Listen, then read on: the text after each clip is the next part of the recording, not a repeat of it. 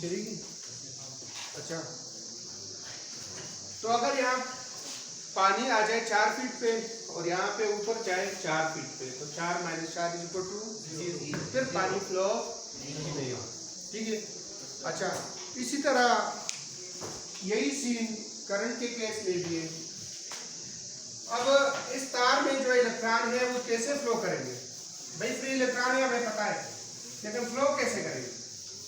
हमने एक डायरेक्शन में इलेक्ट्रॉन को फ्लो करना है, तो हमने लगाना होगा पोटेंशियल डिफरेंस। क्या लगाना होगा? हाँ, पोटेंशियल डिफरेंस की मैं एक एग्जांपल देने जा रहा हूँ। ठीक है, यहाँ पे मेरे पास एक डब्बा है, ठीक है, और ये एक डब्बा यहाँ पे। ये एग्जांपल है, बुक में नहीं है, समझने के लिए बता रहा हूँ। ठीक है। अच्छा, यहाँ पे मेरे पास है प्रोटॉन, पॉजिटिव चार्ज 4 है, ठीक है, और यहाँ पे भी मेरे पास पॉजिटिव चार्ज है 2 है। ठीक है, तो क्या करंट फ्लो होगा?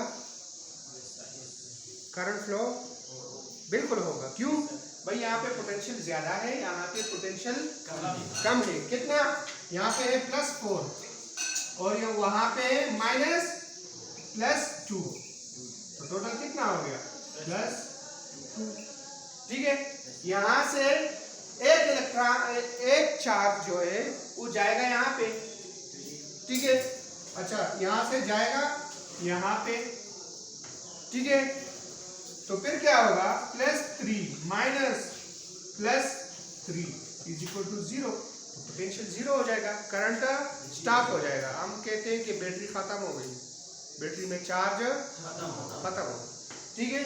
अच्छा, फॉर एग्जांपल दूसरा केस, मैं दूसरा केस बताने जा रहा हूं।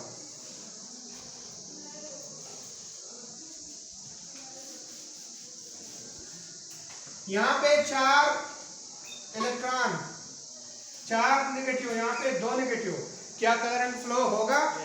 हाँ होगा, क्योंकि ये इलेक्ट्रॉन आपस एक दूसरे को रिपेल कर रहे हैं। यहाँ पे रिपल्शन ज्यादा है, यहाँ पे रिपल्शन कम है, यहाँ पे पोटेंशियल ज्यादा है, यहाँ पे पोटेंशियल कम है। तो बीच में से जब आप मेटल की तार लगाएंगे तो ये यहाँ से चार्ज जो होगा यहाँ पे फ्लो होगा। ठीक है। अब मैं पोटेंशियल फाइंड करने जा रहा हूँ। -4 -2 कितना बन गया? -4 + 2 -2, तो भाई करंट फ्लो होगा। ठीक है। अच्छा, और ज्यादा करंट कब फ्लो होगा? जब ये डिफरेंस हम बढ़ाएंगे। हम कैसे बढ़ा सकते हैं डिफरेंस? यहाँ पे हम चार्ज की तादाद बढ़ाएंगे और यहाँ पे चार्ज की तादाद कम करेंगे, तो जितना यहाँ पे चार्ज ज्यादा होगा, मतलब जितना डिफरेंस ज्यादा होगा इतना करंट ज्यादा फ्लो करेगा। हम कहेंगे करंट ज्यादा है, और जितना डिफरेंस कम होगा करंट कम फ्लो होगा। आप देखते हैं ना, जब वोल्टेज कम हो जाता है, बिजली डैम हो जाती है, ठीक है, फ्रिज वगैरह नहीं चलता, तो वहाँ पे स्टेबलाइजर में भी दिखाई देता है कि 110 वोल्ट। तो मतलब वोल्ट क्या होता है? पोटेंशियल डिफरेंस, मतलब पोटेंशियल डिफरेंस कम हो गया है। क्या कम हो गया है? Potential difference. तो भाई पोटेंशियल कम करने से करंट कम फ्लो होगा, पोटेंशियल डिफरेंस बढ़ाने से करंट। डिफरेंस कैसे बढ़ाएंगे हम? यहाँ पे हम बढ़ाएंगे, यहाँ पे हम कम करेंगे, तो डिफरेंस बढ़ेगा, फर्क बढ़ेगा।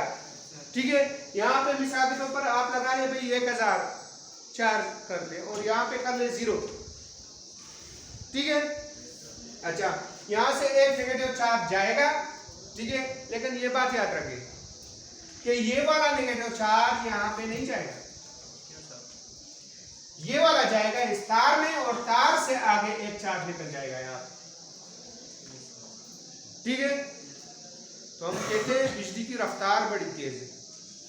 बिजली की रफ्तार इतनी तेज नहीं होती।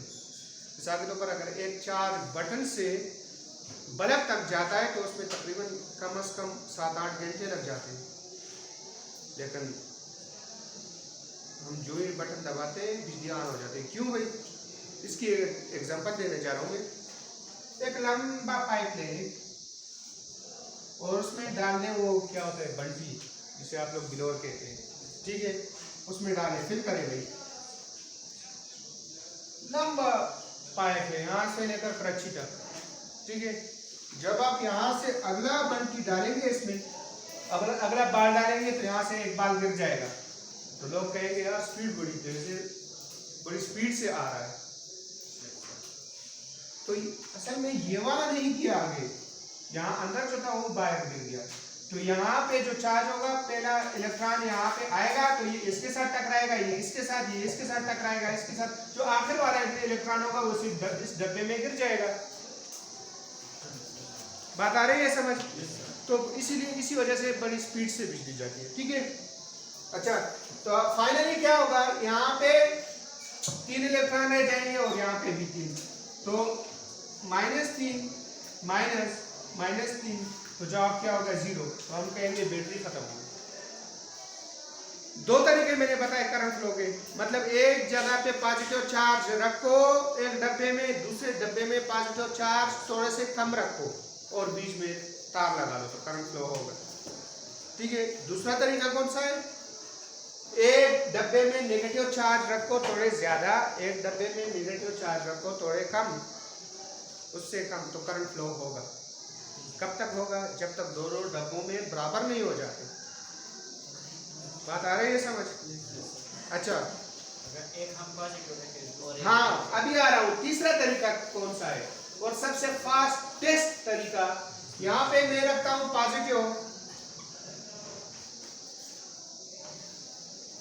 4 पॉजिटिव है, यहाँ पे मैं अगर 0 कर लूँ तो पोटेंशियल कितना होगा, 4 + 4, ठीक है। लेकिन मैं 0 से भी नीचे जाता हूँ, मैं -4 रख लेता हूँ, तो क्या होगा, 4 + 4 -4, 4 + 4, तो कितना बन गया 8। पोटेंशियल डिफरेंस कितना बन गया 8 वोल्ट, कितना बन गया 8 वोल्ट। तो सबसे तेज कब जाएगा, जब एक साइड पे पॉजिटिव होगा और दूसरे साइड पे नेगेटिव, ठीक है। तो क्या होगा, ये पॉजिटिव वाले एक दूसरे को रिपेल करेंगे और ये नेगेटिव वाले इनको खींचेंगे अपनी तरफ, तो करंट फ्लो होगा। तो मतलब यहाँ पे अट्रैक्शन और रिपल्शन दोनों फोर्सेस होंगी।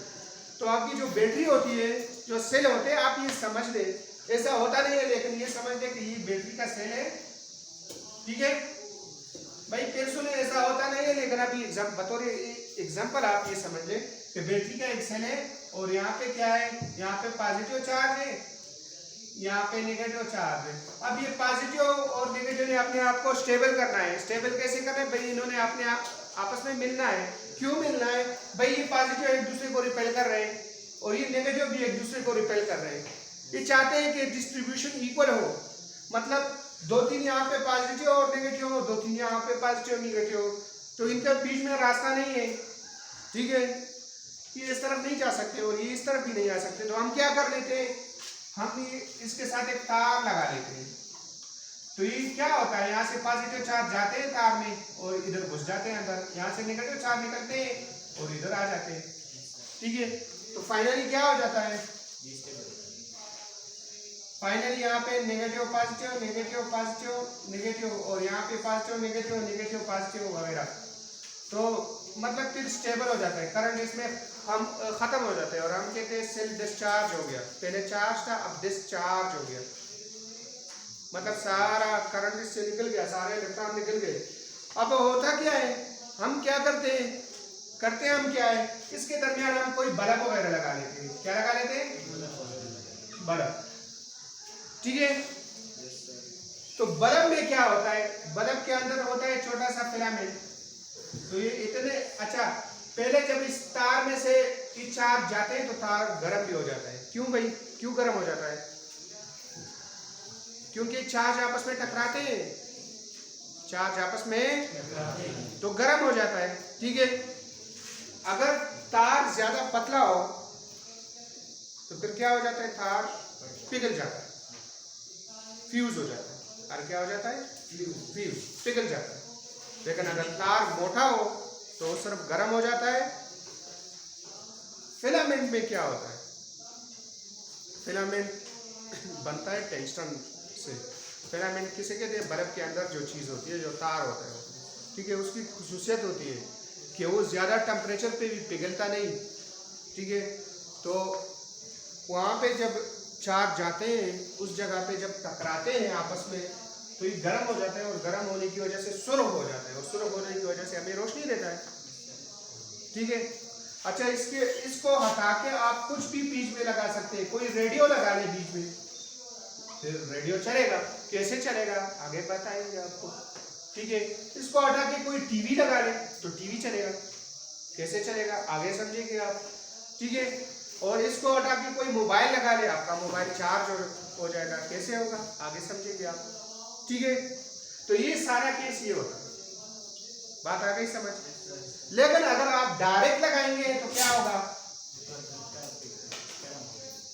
डायरेक्ट लगाएंगे तो एकदम सारे का सारा चार्ज 1 सेकंड में यहाँ से यहाँ, यहाँ से यहाँ, तो नुकसान हो जाए, डिस्चार्ज हो जाए। लेकिन जब हम बीच में से कोई चीज लगा लेते हैं, उसका मतलब ये बीच में हमने वाल लगा दिया, हम थोड़ा थोड़ा करके चार्ज आगे फ्लो करने देते हैं, ठीक है। मतलब बीच में अगर कोई फिलामेंट लगाते थे तो हम कहते हैं फिलामेंट में रेजिस्टेंस है। क्या है? रेजिस्टेंस। पढ़ेंगे रेजिस्टेंस के बारे में तफसील से। रेजिस्टेंस है या रेजिस्टर लगा हुआ है। रेजिस्टर क्या करता है? करंट फ्लो को कम करता है, ठीक है। तो ये बैटरी पे जल्दी खत्म नहीं होती, अगर आप डायरेक्ट लगाएंगे तो 1 सेकंड में खत्म हो जाएगी। तो इसीलिए मैंने आपको बताया था कि अगर आपने घर में बिजली की फिटिंग करनी है तो पॉजिटिव और नेगेटिव को डायरेक्ट नहीं लगाना। क्यों नहीं लगाना भाई? अगर आप लोग डायरेक्ट पॉजिटिव और नेगेटिव को टच करेंगे तो होगा क्या भाई? इलेक्ट्रॉन की या चार्ज की फ्लो बहुत ज्यादा हो जाएगी, चार्ज की फ्लो बहुत, और उससे क्या होगा? तार गर्म हो जाएगा और जहां पे भी कमजोरी हो तो वो जगह पिघल जाएगी। और अक्सर कमजोरी होती कहाँ पे? जहां पे भी तार कमजोर हो वहां से पिघल जाएगा तार। आप पाइप में पानी लेके आते हैं ना, जब पानी बहुत ज्यादा छोड़ते हैं, यहाँ से पाइप जरा कमजोर हो वहां से निकल जाता है। तो कहां से निकलता है हमारा? कहां से फ्यूज होता है? कहां से पिघल जाता है? जब आप घर में पॉजिटिव नेगेटिव इकट्ठा करेंगे तो कहां से फ्यूज होगा? कमजोरी कहां पे होती है? घर में कहां पे भाई रखते हैं हम एक जगह पे कमजोर सा तार, ठीक है। कहां पे? कटआउट जिसे कहते हैं।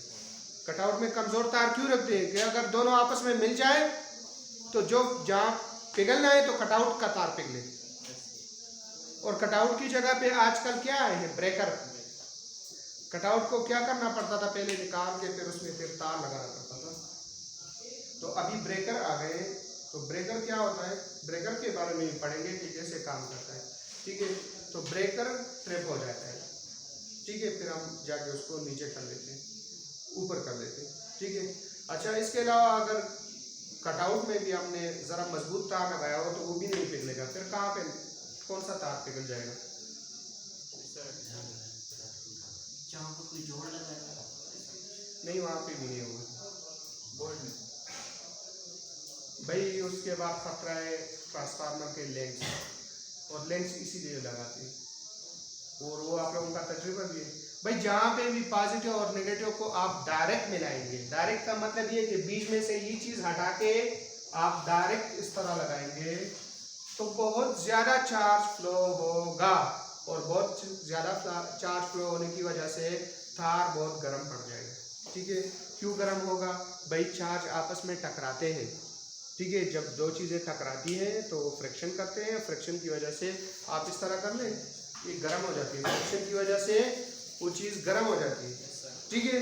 तो तार बहुत गर्म हो जाएगा, और हमें पता है मेटल को गर्म करने से ये पिघल जाता है, मेटल गर्म करने से पिघल जाता है। तो तार में कौन सी जगह पिघल जाएगी?